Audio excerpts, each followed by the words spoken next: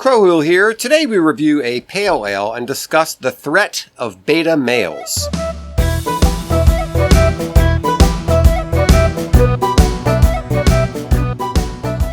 Hey, good to see you. Hello, Crowhill. All right. Good evening. How about some beer and conversation? That's an excellent idea. So, what are we drinking? This is a homebrew. Okay. It's a pale ale homebrew, and there's a little bit of a story behind it. Okay, so, all right, we'll fantastic. Find out about We'll get to that. So what's on your mind? So I was on a walk with my daughter, Major Crowhill, and she was telling me about this episode of Survivor, which I've never seen Survivor, but there was this thing where they had two groups on an island. There was a group of men. I'm not sure if it was Survivor or some show like a survival thing. There was one side of the island. Well, there's the Bear Grylls, which was just men versus women, not Survivor show, but actual surviving. Oh, okay. Well, it might have been Bear Grylls. I'm not sure what. There was a group of men and there was a group of women. And the men got down to business. They built a hut. They delegated tasks. They figured out who's going to get the wood, who's going to get the water, who's going to do this. They slaughtered the chicken. They cooked their meal. The women sat around and complained that they turned the chicken into a pet. They, Right. they didn't do anything reasonable, and it was just very sad. I mean, they're just sitting there in the rain crying while the men are in a hut. And so we had this conversation about what the heck is going on here in this. How did they intentionally pick dysfunctional women for the show? Or, No, what that's because if you're unless you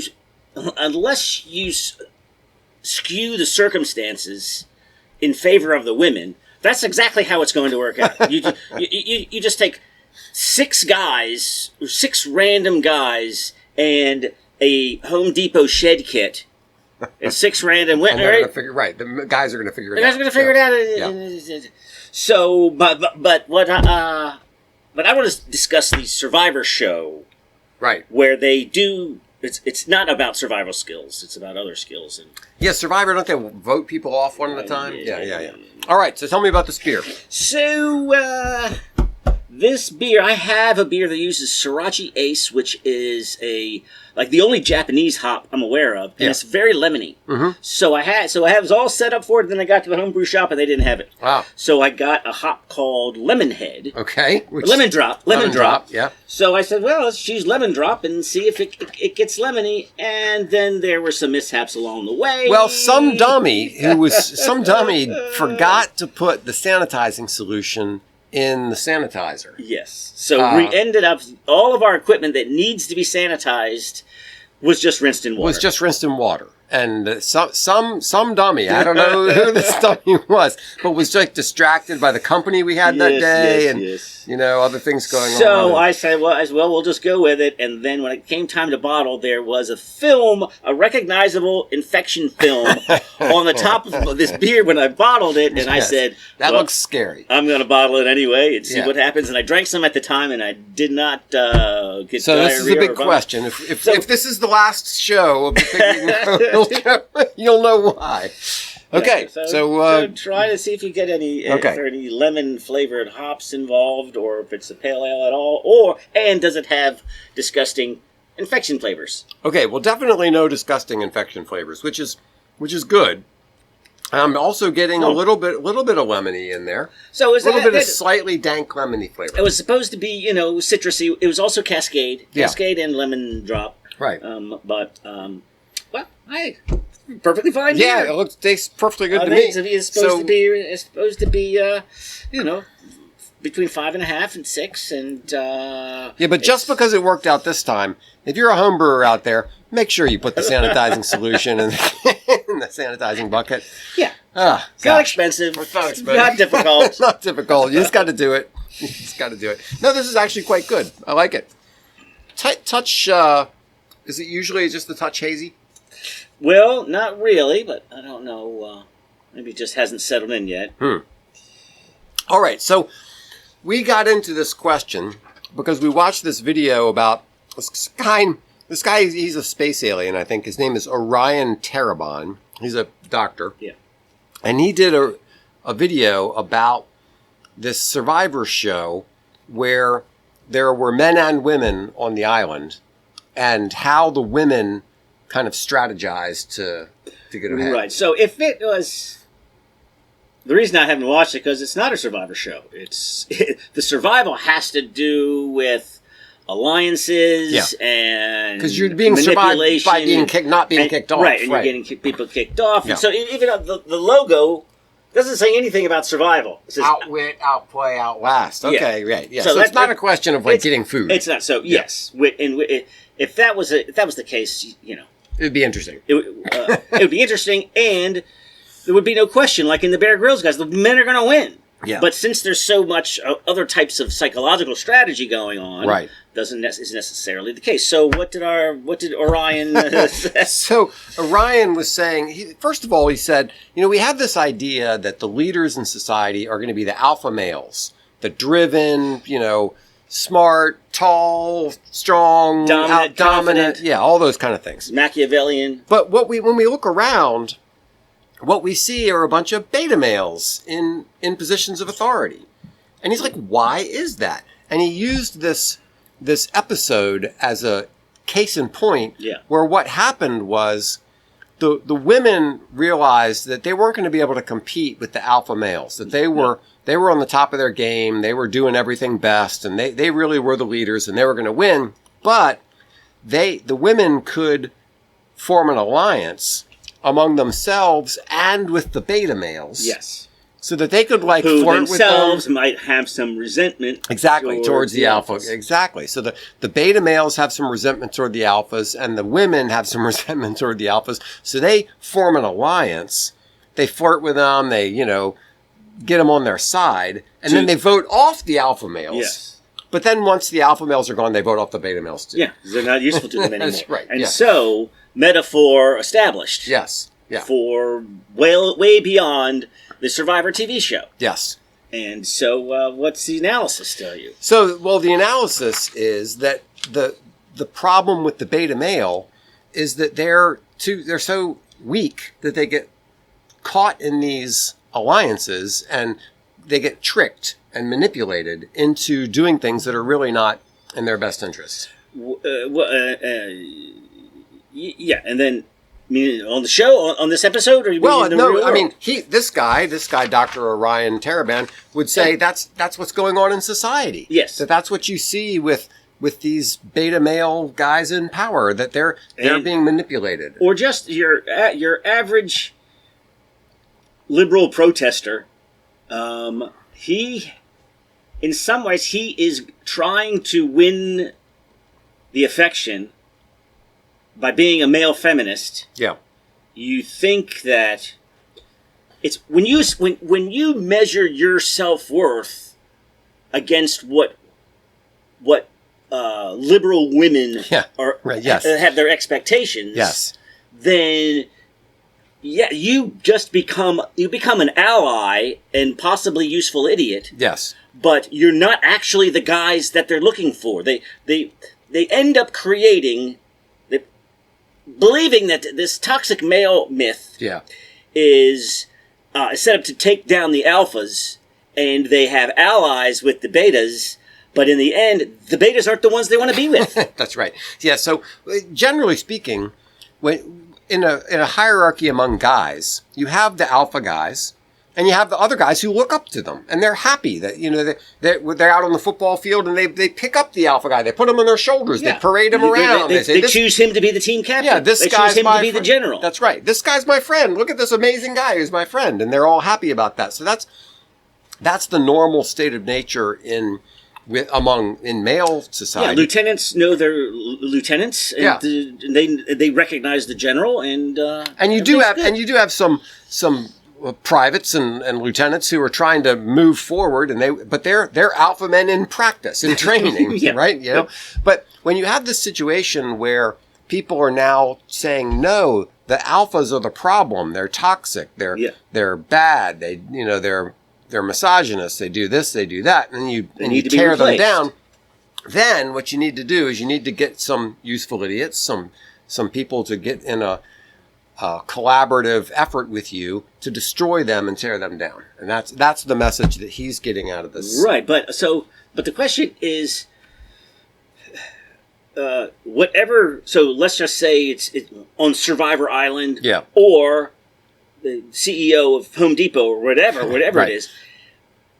By using this tactic, and then the women get in, dispose of the men that they don't need, does it benefit the organization? Does it benefit the island, the army, or does it just elevate a woman to the position who probably doesn't deserve to be there? Yeah. So obviously we're speaking in broad generalities. There are some women who would very much deserve to be there, but the idea is you have what you're doing by criticizing success, by tearing down the people at the top. What you're doing is you're lowering the standard and you're making things worse for everybody. Yes. Because instead of saying, here's this great football, this quarterback is fantastic. He's a great quarterback, but he says mean things on Twitter. So we got to get rid of him. So now we get a second-rate quarterback in his place. So once you accept this kind of, men are toxic, alpha men are bad for this reason or that reason, then what ends up happening is you get a second-rate person in that position. Yeah, and I think that the beta male who is just trying to please women, and we all want to please women because we want to be close to them. But when you're looking for your self-worth through the approval of women, that is. If there are any teenagers, young men listening to this, one of the be a gentleman, be a man. But don't look to them for affirmation. Don't try to get your affirmation from a bunch of women. It's going to ruin your life. Don't do that. Be polite, be respectful, but trying to get your sense of self-worth from no, absolutely not. You cannot do that. And in this case, what you see is, yes, you're going to get their attention initially, but ultimately you'll be discarded. Yeah, right. Because you're just being used as a tool. Because that's what you are. Because you don't really recognize what's going on. But what is this whole alpha beta thing? I mean, so in the normal nomenclature of the alpha and the beta, it's beta is almost exclusively negative. Yeah. And in this explanation I've got, alpha is high rank, driven, dominant, confident, competent, Machiavellian, masculine, and fit. Okay. On the other side, you've got low rank, lazy, submissive, insecure, sloppy, naive, unmascular, and junk heater. Okay, so this is a very one-sided view of how this is. But then I found this other on a psychology site. They're going, welcome. These are the traits. Okay. Sensitivity and empathy. This is for the betas. For the betas, right? So this is a less critical view. Right. Not afraid to show their emotions and connect deeply with others. They allows for meaningful relationships based on understanding and compassion. Yeah, okay. That's good. Harmony over conflict. May struggle with self-esteem. Can be their own worst critic. Have a little bit of self-doubt. Yeah. Introverted rather than extroverted. Yeah. Not naturally, more passive and accommodating rather than assertive. Yeah. Good listeners. They would make people feel heard and understood. Adaptable and flexible. Often underestimated. Not traditionally ambitious.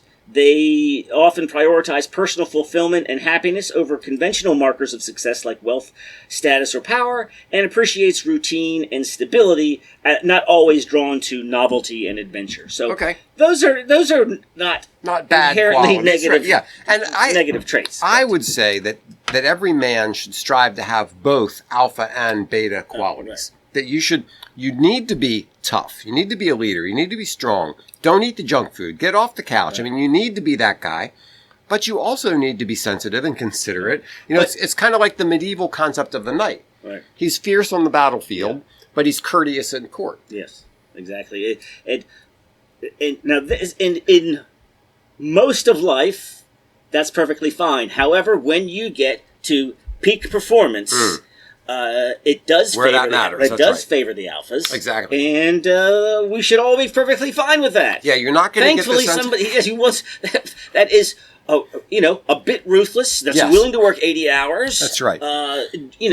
Driven is a little bit cutthroat when it comes to business or whatever, yes, you have to have that. And I'm sorry, ladies, yes, that tends to be toward more men are like that. Yeah. Now, this whole fake glass ceiling equity, there's not 50% law partners or right. not, you know. Yeah. Why would you think? People driving tanks across northern Africa, I don't want them to be sensitive. Yes. I don't worry about the equitable balance. That's right. I'm worried about kicking butt. That's what I want them kicking butt. I don't want them to be sensitive or kind or anything else. I want them to go out and destroy the enemy. So there are situations where you need the alpha guys in charge. Yeah. But I just thought that was an interesting reflection about how this Survivor show actually plays out in the real world. Yeah. In terms of, what beta men being used by women. Yeah. So I wanted to take this concept and kind of take it up to a different level and say, can we, rather than thinking of this in terms of men and women and alpha and beta men, and that, can we extrapolate it out to a broader principle? And it seemed to me that you could have strong leaders, weak leaders, and behind-the-scenes manipulative leaders as 3 different categories. Uh-huh. Now, don't assume that I'm saying that the strong leaders are always men, the weak leaders are always women, the behind-the-scenes manipulators are always women. I'm not saying that. You have men and women in all these situations. You have strong leaders, weak leaders, behind-the-scenes leaders. Now, you still have this situation where the behind-the-scene manipulators and the weak leaders can collaborate against the strong leaders. Like the Biden administration. Exactly. Okay. Yeah. So you have a situation where you have somebody who is a leader in name only. There, Joe Biden was obviously didn't know what he was doing. He was a puppet that was put there by a bunch of behind-the-scenes manipulators. Still got to find out who these were. I know, we do. We really do. It's like one of the biggest crises in American history, and we haven't done anything. So we have this situation now where we're trying to tear down the strong leaders and put in their place people who are willing to be manipulated. Okay. Now, what I would say is that there's an analogy here with the deep state. Like the deep state is the behind-the-scenes manipulators. Right. And what they want people in positions of power that they can pull their strings. Yeah. They don't want somebody who's going to stand up to them. They don't want somebody who's going to say, no, I'm going my way. They want somebody who's going to go with their agenda, and that's the way it's going to be. And I think the Survivor model was they form this collaboration and they vote them off. But the real world model is we get dirt on you. We find out that you had an affair and we destroy you. Lawfare. Right. Lawfare against them. So they'll use whatever kind of sneaky, dirty tricks. Maybe they're not sneaky, dirty tricks. I mean, maybe the person really is a skunk and they're going after him for a half legitimate reason. But frequently, they're just trying to find a way to derail them, to get them out of the way, so they can put these weak people in charge that they can manipulate. Yeah. Yeah. I mean, to me, that's kind of the real world application of what we're seeing. Because the Survivor thing obviously was just concocted to make a entertainment. Yeah. There's writers and producers trying to make the best show out of it. Exactly. But you're saying in the real world application. The real world application is that we have these people, the manipulators, the worm tongues behind the scenes, the people who are controlling things, pulling the strings. They're the ones who have the real power, but they're doing that by getting rid of the people who have the courage, the fortitude, the integrity to withstand them. They're getting rid of those people. Right. And they're putting in place people that they can, a Joe Biden who, oh, did I sign that? Okay. Yeah. And he doesn't even know whether he signed it or not. So that, to me, that's the real threat. All right. The real threat of the beta male is that situation. All right. You mind if I take this in a weird, different direction? Go for it. So you said at the time after we listened to this, you were like, well, yes, imagine... So you speculated, imagine two species, mostly equal species, one stronger and tougher, right, and one can't compete on that level. What are they going to do? They're going to use some sort of guile and manipulation. Yes. So my thinking was, all right, let's just say that they're two humanoid species. Right.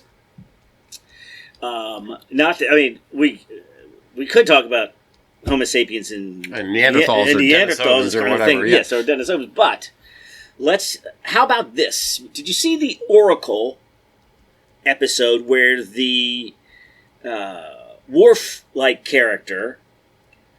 The Oracle on what? It's a sci-fi. It's comedy, but it's very deep and it tips its hat to Star Trek. It's do you mean Orville? What did I say? You said Oracle. Oh, yeah. Orville. Okay, yeah, I did see the Orville. Right. Yeah. So the Worf character, there are only men. On this planet. Right. And they produce their own babies. Right. And every once in a while, a female pops up. Right. And they have to do something horrible. Yes, that's right. Yeah. They do a correction. Yeah. So, I mean, it was really good. It was very well done. Because it set up, wait a minute, you can't do this. This is before the whole trans thing really became big. So the people on the ship are like, you're a part of the Federation. And as part of the Federation, we don't allow that. We don't mutilate children right. and can convert them. Well, in our culture, so it becomes a... Are you going to respect our culture, or are you going to say that your culture trumps their culture? I mean, it was very good. Star Trek has always been a morality tale, and Orville does a very good job of that. Yeah. So then that got me thinking. Let's just say you have these two species that you talked about, one stronger, one tougher, the other needing to use guile and manipulation to compete. Right.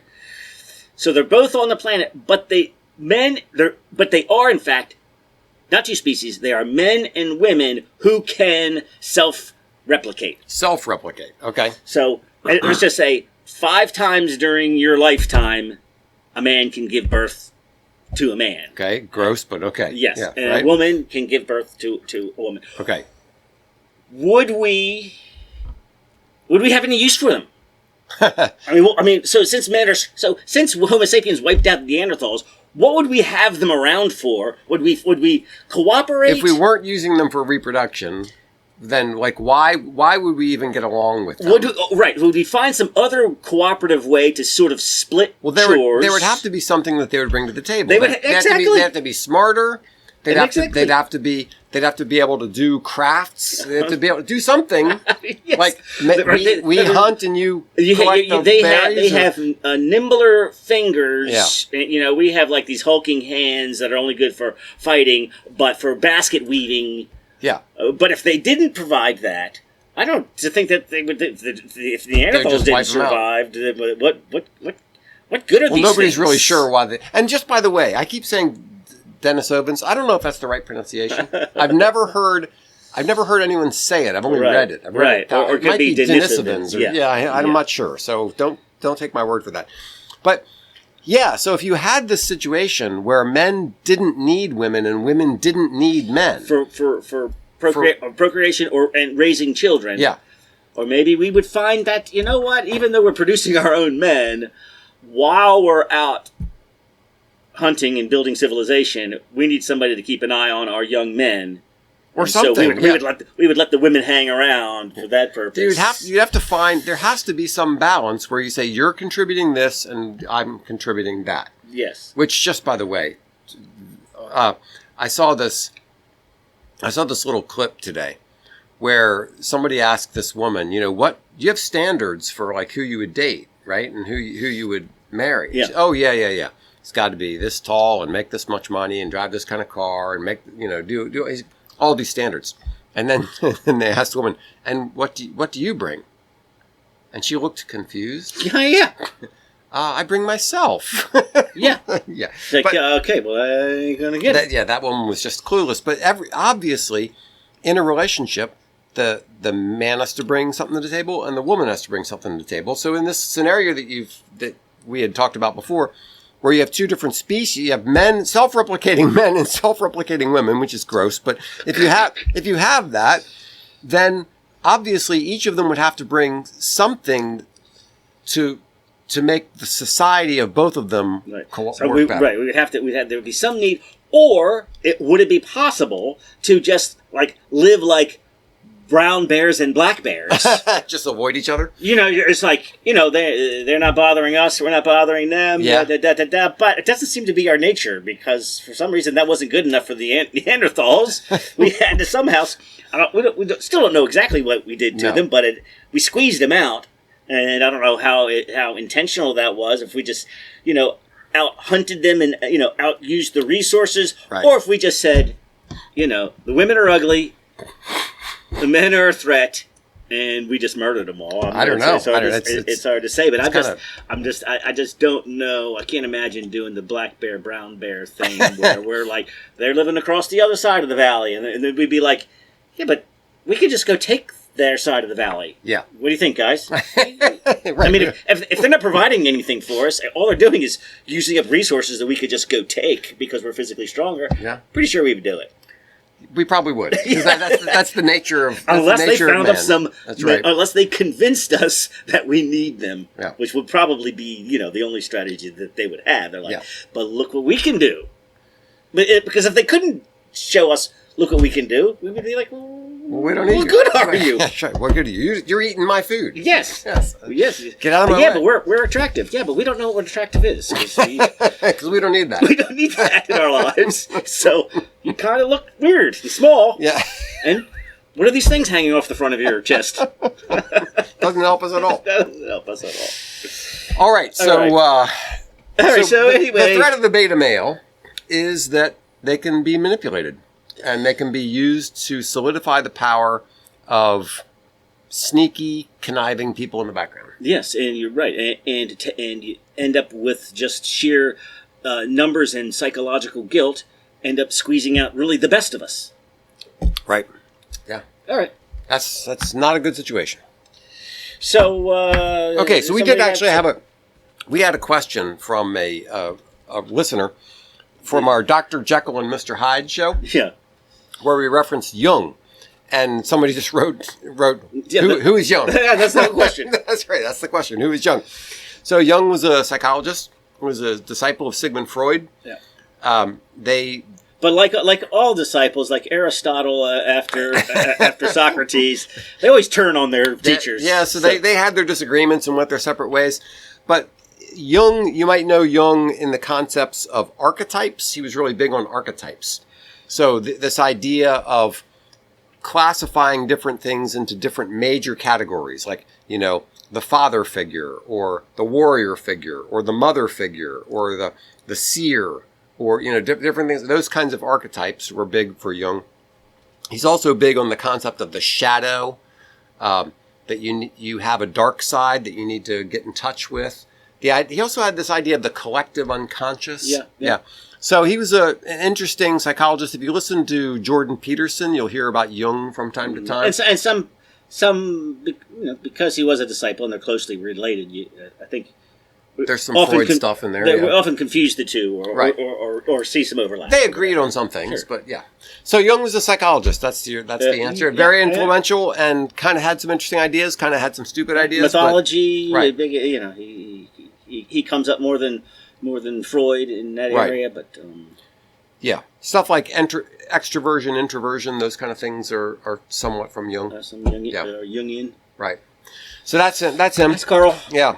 And if you have a question, please write to the show, pigweedshow@gmail.com, and appreciate you listening. Yeah. I don't feel sick yet. No. Cheers. Thanks so much for listening to Beer and Conversation with Pigweed and Crowhill. Remember to visit us at pigweedandcrowhill.com or send us an email at pigweedshow@gmail.com.